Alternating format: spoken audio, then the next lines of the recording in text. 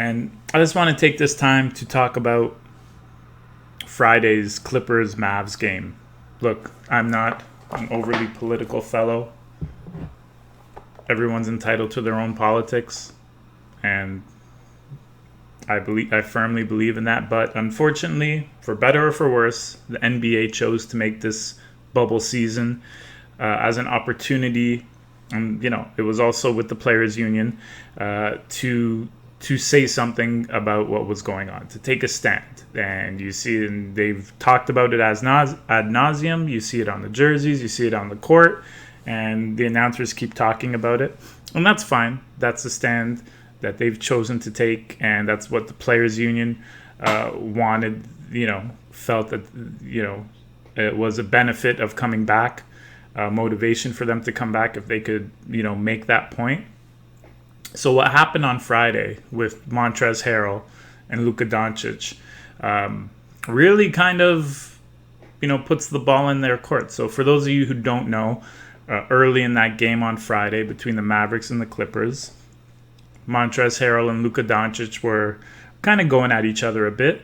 Trez flopped on Luka, and Luka said, don't stop flopping, big man, while Trez was on the ground, and he kind of looked down on him in a way that that usually doesn't end well on the basketball court, in a very dismissive way.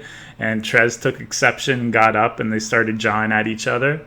And then Trez, a few plays later, came back, hit a big bucket over Luka, and as he was backpedaling, the camera framed in on his face. It can be very clearly seen, saying the words, calling him a bitch-ass white boy. And look, it's not so much that I find the term offensive, because I really don't, but NBA chose to jump into the politics pool. And they, for better or for worse, they decided that they were going to promote a certain take. And on their jerseys, they have words like equality and equality for all, and all kinds of other slogans on the back of their jerseys. So then an action like this, they have to do something, right? Because otherwise you're saying that, well, all those slogans about equality, that's just, we don't really mean that. That's just, that's just,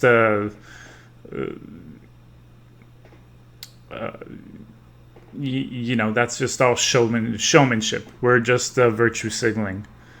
Because we're not really what we're really about. We're about Black rights movement, and if that's what they're about, then they should say it and come out and say it. They're not about equality for all. They're only about Black Lives Matter, and if that's the case, be direct about it. But to do nothing you're setting a very bad precedent.